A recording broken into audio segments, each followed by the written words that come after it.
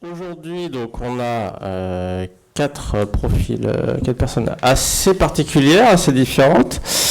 Alors, tout d'abord, Quentin Destieux, qui est directeur artistique du Festival Gamers, je dis pas de bêtises, et qui fait une thèse en art, c'est ça?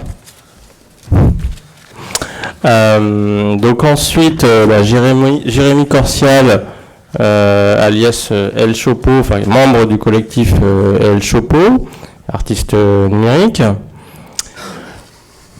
Frank Weber avec cette superbe chemise blanche, qui est donc perturbateur sonore et membre du collectif One and Freelance. Et Fabien Del Piano, qui est le big boss de Pasta Games. Voilà. Alors, donc Étienne Mineur, je sais pas. Bon, a priori, il a un empêchement. Donc voilà. Alors, pourquoi est-ce que pourquoi est-ce que j'ai réuni ces intervenants aujourd'hui? C'est parce que tous, d'une manière ou d'une autre, travaillent sur la question des supports de jeux vidéo, à l'exception peut-être un peu de Fabien, qui lui, directement, fait du jeu vidéo, dans son sens, on va dire, classique. Donc ça, il pourra vous en parler un petit peu. Alors, je vais poser un petit peu quand même une sorte de problématique pour un peu situer l'échange. C'est-à-dire que ce qui est assez particulier, c'est que pour ce qui est de Franck, Jérémy et Quentin, à chaque fois il y a un rapport aux jeux vidéo où on peut se demander jusqu'à quel point le jeu vidéo est un support de leur pratique. Et donc voilà, je pense qu'on va avoir l'occasion de creuser cette question un petit peu du rapport au support. Alors, le support technique, l'usage du jeu comme support, et puis aussi peut-être le lien entre la musique et le jeu, la partition et le support de règles. Il y a peut-être des choses, on aura peut-être des choses à évoquer là-dessus. Je vais d'abord les laisser vous en dire un petit peu plus sur leurs activités respectives. Et donc, potentiellement, le lien avec cette question du support de jeu. Oui, c'est toi. Oui. Coucou. Alors, moi, j'ai pas compris la question, mais oui, je fabrique des jeux vidéo tout le temps, toute la journée, soit pour nous-mêmes, soit pour les autres. C'est-à-dire, soit c'est du travail à façon, c'est-à-dire que c'est des gens qui ont des envies et un budget et ils nous disent ce qu'ils ont envie de faire et on le fait. Et ils nous payent, c'est très bien, on est content. Et puis parfois, c'est nous qui avons des envies, et on a un peu de sous de côté, alors on fabrique notre truc, et puis après on essaye de le vendre. Alors on est encore plus content de le fabriquer, et après on est triste parce que c'est difficile de le vendre. Mais voilà, on fait ça. Alors le rapport avec le support, je sais pas, je crois peut-être que j'essaierai de dire quelque chose d'intelligent une fois que j'aurai compris quand les autres auront parlé. Ok. Moi, je vais essayer de t'aider. Parce que c'est toi le support. C'est vraiment, pour le coup, je l'ai un peu pensé comme ça. C'est que tu as un peu le jeu vidéo et puis à côté, il y a des gens qui s'en servent. Oui, moi je suis sound designer, compositeur, pas que pour le jeu vidéo d'ailleurs. Et c'est là où la question du support, en fait, à mon avis, est très structurante pour moi. C'est-à-dire que je fais à la fois du son pour des lieux, pour des objets, pour l'image, mais aussi, et donc évidemment aussi pour des œuvres non linéaires. Et donc il y a une transversalité de mon métier qui me pousse à interroger la place du son dans tous ces lieux, dans tous ces objets et tous ces territoires. Et donc la question du support, en fait, me permet de trouver un certain nombre de définitions, en tout cas me permet de définir ce qu'est le son à l'intérieur de chacun de ces objets ou de ces territoires. Donc voilà, je ne dirai pas plus pour l'instant. Tiens, je te passe un micro. Du coup, moi, ces questions-là, c'est des questions auxquelles je réfléchis de manière assez pratique, notamment actuellement avec un projet qui s'appelle Flip Paper, donc qui est un projet sur lequel je bosse depuis 2 ans, de flipper interactif, mais qu'on peut dessiner avec des feutres sur une feuille de papier. Donc les outils qu'on utilise pour y jouer. Donc c'est même si c'est un principe qui est voulu au départ très arcade, très direct, voire participatif, jouer en public, etc. En fait, donc il y a un minimum de boutons type arcade, mais une partie de l'interface très importante, c'est une feuille de papier et des feutres. C'est des postcards couleurs, donc qui servent à dessiner son flipper. Voilà. Donc je vous donnerai plus de détails après, vu qu'apparemment on est parti pour faire un mini teaser. Voilà, en gros c'est le cadre du boulot que je fais en ce moment. Voilà. Merci. Par rapport aux activités du Festival Gamers, je vais peut-être reprendre rapidement. Donc c'est un festival d'art multimédia, c'est un festival d'art contemporain qui est orienté. Donc le mot gamers a été, on va dire, détourné de sa signification première. Et nous, ça nous permettait de traiter des problématiques comme la place du spectateur dans l'œuvre, et aussi le retour à une espèce de volonté un peu situationniste, c'est-à-dire de voir quelle situation pouvait provoquer ce type de dispositif. Donc le festival a été monté il y a une dizaine d'années.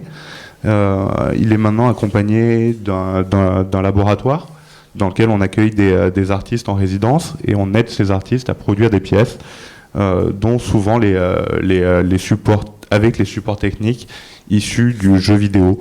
Donc on s'intéresse beaucoup à la réalité virtuelle, on s'intéresse à la capture de mouvement, à des représentations holographiques, à ce genre de technologie. Et en gros, au niveau du festival et au niveau du jeu vidéo, ce qui nous intéresse, c'est comment ces supports techniques qui venaient il y a encore une bonne dizaine d'années du monde de la recherche et de la science, sont passés vraiment dans un courant culture populaire, culture de masse, et jusqu'à ce qu'on puisse retrouver en fait toutes ces petites interfaces type Wiimote, Kinect et autres pour quelques dizaines d'euros dans les supermarchés, et comment transformer ces petites interfaces, les détourner et créer du sens, des œuvres d'art avec. Donc on parlait rapidement tout à l'heure de la crise du sens au niveau de l'art contemporain. Cette crise du sens induit aussi une crise de la fonction, et par le biais justement de ces pratiques numériques, on a aussi la volonté de sortir d'une certaine marchandisation de l'art contemporain, et ce qui permet de retomber dans des problématiques qui sont peut-être plus enclins avec la société dans laquelle on vit aujourd'hui, et être dans une dénonciation qui peut être assez critique, et une interaction avec le public qui est assez privilégiée. Alors, pour rebondir un petit peu là-dessus, je me rappelle, c'était il y a quelques années, tu évoquais la manière dont vous aviez cherché à mobiliser les codes du jeu, ou la dimension, ou le rapport ludique, pour modifier, transformer ou perturber les modalités traditionnelles du rapport à l'œuvre d'art. Complètement, mais c'est vrai que donc le festival, la première édition date de 2004, donc maintenant ça fait un petit bout de temps, mais sur ces 10 dernières années, on peut vraiment assister à la montée en puissance du jeu vidéo comme culture à part entière, et comme au même titre que le cinéma, au même titre que la bande dessinée, et comment à un moment, dans cette crise du sens de l'art contemporain, on a besoin aussi de réinjecter ces cultures populaires, et peut-être être dans un rapport où le concept se crée par l'échange avec le public direct et par l'action.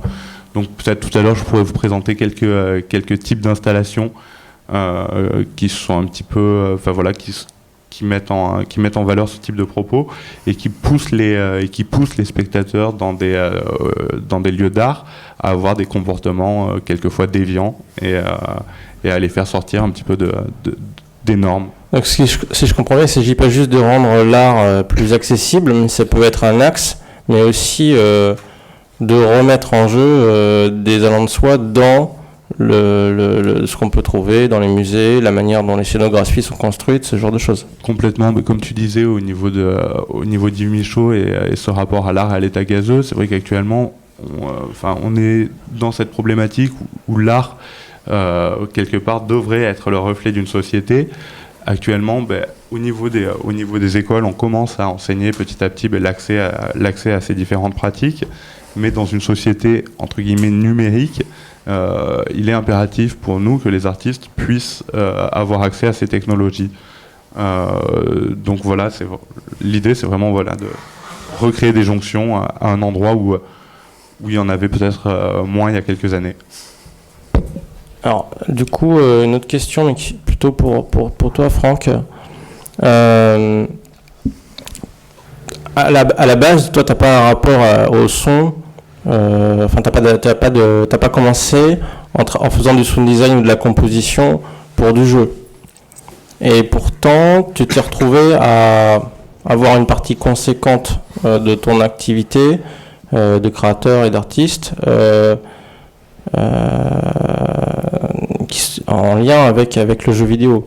Est-ce que, jusqu'à quel point, de ce point de vue-là, le jeu vidéo fonctionne pour toi comme un point d'appui pour proposer ou questionner ou créer des nouvelles formes d'expérience sonore? C'est une question complexe, mais il y a pas mal de points d'accès à cette question dans mon travail. La première, je pense que c'est et la principale, je crois, c'est la question du rapport qui existe entre un système sonore et un système de règles.